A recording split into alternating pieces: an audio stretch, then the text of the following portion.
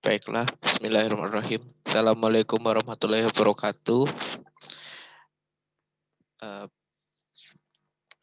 Terima kasih saya ucapkan kepada pembimbing saya, Dr. Khairul Anam, Magister Biomed, spesialis anak. Karena pada hari ini saya dapat membawakan ilmiah jurnal reading dengan judul Evaluation and Treatment of Alkalosis in Children oleh Matjaj Kopacz, oleh saya sendiri, Muhammad Iqbal Isam Kirot dengan NIM 1830 9123 10131.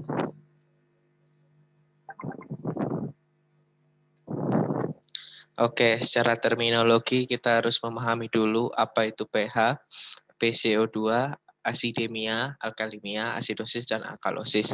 pH merupakan derajat keasaman yang digunakan untuk menentukan tingkat keasaman atau kebasahan suatu larutan.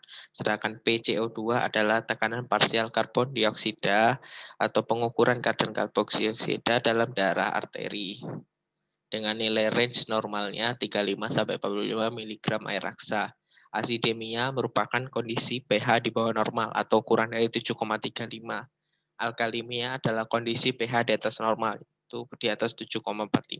Asidosis adalah proses patologis yang menyebabkan pH itu di bawah 7,35. Dan alkalosis adalah proses patologis yang menyebabkan pH itu di atas 7,45. Berikut saya sajikan jurnal yang saya kutip dalam ilmiah hari ini, Evaluation and Treatment of Alkalosis in Children. Untuk pendahuluannya, alkalosis merupakan gangguan keseimbangan asam basa yang ditentukan oleh peningkatan pH darah arteri. Jadi kita kenal ada persamaan Henderson-Hasselbalch di mana konsentrasi ion hidrogen sama dengan 24 kali tekanan parsial karbon dioksida dibanding ion bikarbonat. Nah, sebenarnya dari persamaan ini kita bisa menjadikan salah satu langkah untuk membedakan, yaitu kalau kita melihat konsentrasi bikarbonat, ini erat kaitannya dengan metabolisme, sehingga ketika konsentrasinya lebih dari 26, kita sebut sebagai kondisi alkalosis metabolik. Sedangkan kalau kondisinya kurang dari 22, kita sebut sebagai asidosis metabolik. Begitu pula sebaliknya, kita melihat tekanan parsial karbon dioksida ini menggambarkan dari sistem respirasi. Ketika di atas 45, kita kenal sebagai asidosis respiratorik. Ketika kurang dari 35, kita pun kenal sebagai alkalosis respiratorik.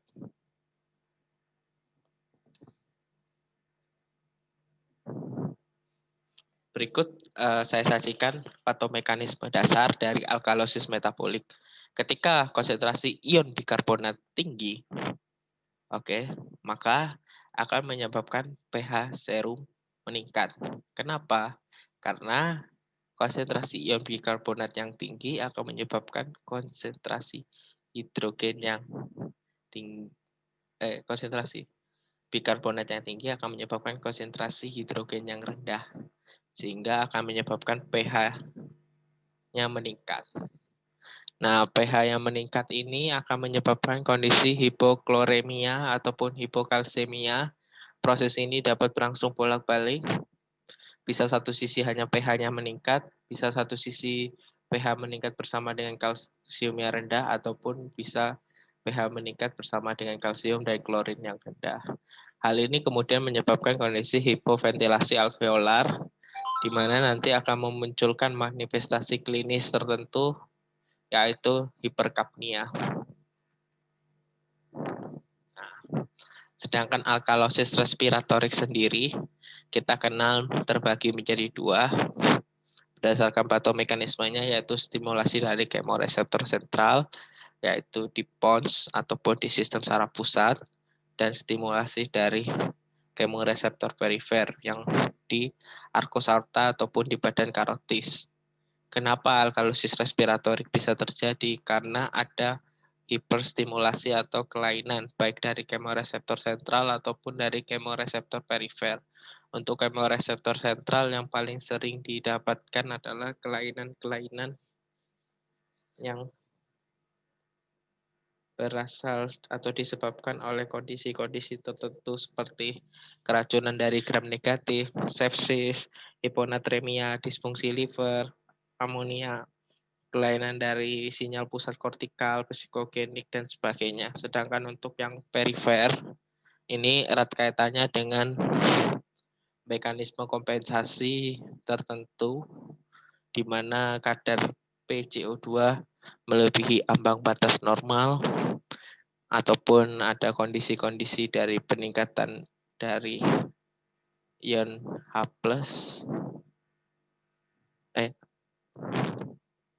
kondisi-kondisi tertentu. Nah, faktor yang menyebabkan alkalosis secara umum terbagi menjadi dua, yaitu kehilangan asam dari cairan ekstraseluler dan meningkatnya konsentrasi bikarbonat dari cairan ekstraseluler. Nah, yang pertama, kehilangan asam dari cairan ekstraseluler kita bagi menjadi tiga secara umum. Yang pertama ada di saluran sistem pencernaan, kemudian di ginjal, dan terakhir adalah kista fibrosis. Untuk yang di sistem pencernaan, pada orang-orang yang memiliki masalah muntah, pemasangan nasogastric tube ini secara langsung cukup mempengaruhi dari kehilangan asam, terutama hidrogen. Kemudian ada penyakit genetik seperti Phyllis adenoma ataupun chloridory congenital, yaitu ketidakmampuan dalam mensekresikan ataupun melepaskan klorin di sistem pencernaan, utamanya di lambung. Selanjutnya ada penyebab ginjal, penggunaan obat-obatan loop diuretik, dan etiologis lain. Ini erat kaitannya dengan penyakit-penyakit genetik seperti sindrom Bartter, hipoparathyroidism, dan hiperekskresi dari mineralokortikoid. Sedangkan kista fibrosis erat kaitannya dengan hipokloremia, hipokalemia, dan hipokalsemia. Jadi hipokloremia, hipokalsemia ini akan berisiko meningkatkan dari pH. Sedangkan meningkatkan konsentrasi bikarbonat dari CES ada dari konsumsi alkali, obat, dan metabolisme dari prekursor bikarbonat. Konsumsi alkali pada umumnya bisa peroral, parenteral, ataupun dengan kasus di tertentu seperti penggunaan kokain ilegal basa kuat. Sebagai contoh dicampur dengan larutan pembersih lantai dan sebagainya. Sedangkan untuk obat pada orang-orang yang memiliki problem dengan gastritis, penggunaan obat antasida dalam dosis besar yang cukup lama turut memiliki risiko terhadap meningkatkan konsentrasi bikarbonat dari cairan ekstraseluler. Dan yang terakhir adalah metabolisme dari prekursor bikarbonat, bisa sitrat, asetat, ataupun laktat. Faktor yang mempertahankan alkalosis, konsekuensi ketidakmampuan ekskresi kelebihan bikarbonat. Pertama, kontraksi volume intravaskuler. Yang kedua, pengurangan volume darah afektif pada kondisi gagal jantung. Yang ketiga, deplesi klorida. Dan faktor-faktor lain bisa hipokalemia, gangguan ginjal, dan defisiensi paratiroid. Gambaran kliniknya, hipoventilasi alveolar adalah manifestasi klinis yang umum pada kasus alkalosis. Nah, ini bisa dipengaruhi oleh beberapa gangguan sistem tertentu. Nah, di jurnal ini disampaikan ada 3 sistem yang cukup kaitannya dengan kondisi ini. Yang pertama adalah gangguan metabolik, bisa kondisi hipokalemia, produksi asam laktat yang berlebih, gangguan sistem kardiovaskuler pada orang-orang dengan aritmia supraventrikuler, hipotensi, dan hipovolemia, gangguan sistem saraf dan otot, peningkatan pelepasan asetilkolin. Sedangkan alkalosis metabolik kita bagi menjadi 2, hipovolemia dan hipervolemia. Untuk hipovolemia kita lihat kausanya bisa dari renal, bisa dari ekstrarenal. Sedangkan hipervolemia hanya bersumber dari renal. Berikut skema diagram evaluasi dari alkalosis. Ketika kita mendapatkan volume ekstraseluler fluidnya meningkat apa menurun. Kalau kita lihat volume extracellular fluidnya menurun, kita lihat tekanan darahnya menurun atau normal. Nah, kalau memang menurun dan atau normal, kemungkinan besar ini adalah peningkatan dari sekresi dari mineralokortikoid. Nah, kita bagi menjadi dua, ada renal ataupun non-renal. Kalau yang renal bisa disebabkan oleh reaktivasi berlebihan dari renin, angiotensin, aldosteron sistem, yang pada umumnya disebabkan oleh penyakit sindroma Bartter ataupun Giedelman diuretic syndrome.